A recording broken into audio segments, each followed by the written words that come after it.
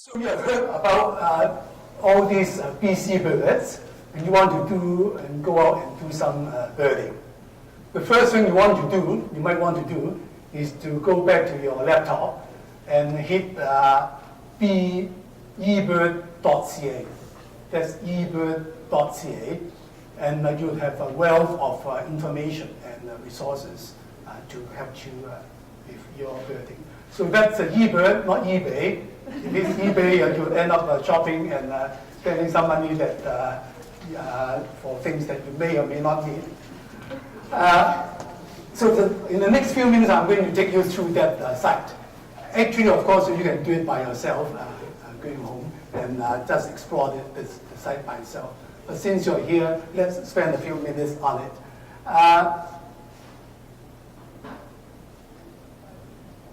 So this is the home page.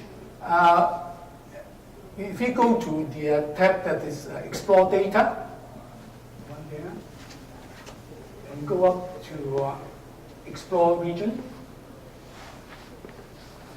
and let me type in Metro Vancouver.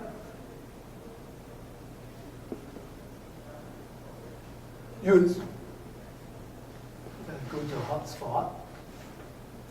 You'll see that actually the number one hotspot, the most birdy area in the Greater Vancouver area is Iona Island near the airport.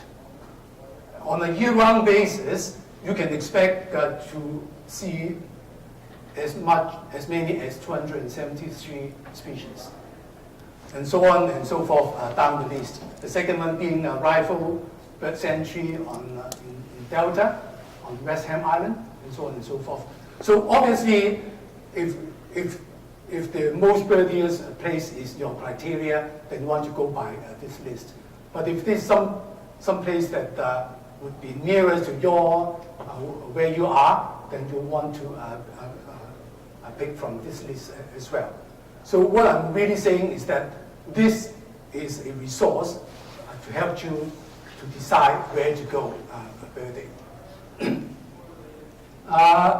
Let's sort of look at how you can, once you are in a place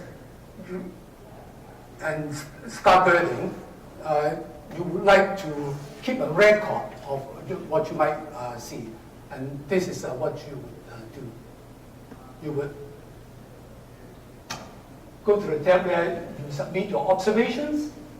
Let's say Burnaby Lake, right? Burnaby Lake Piper Speed. And then you fill in the various details, the date and so forth. And then you continue on. Then you have a checklist of the various, all the birds that you can expect to see in that, for that location. Right?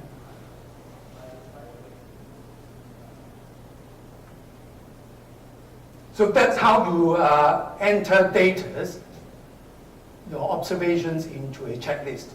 Now, once you have done that, you'll find that actually this becomes part of a worldwide database. Your own data becomes part of a worldwide database. The other thing that you can do with eBird is that there's now it's now possible to see photos as well as sound recordings of birds. So, for example, here, this is just a big jumble, but you can specify the species you want to look at. Let's say barred owl.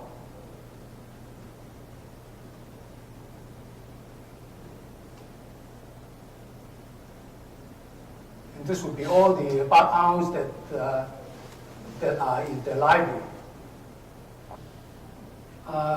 You can even narrow down by the contributor, the people who put in those pictures.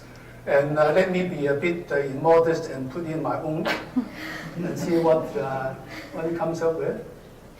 Lots, I would expect. Well, quite a few. For example, this one.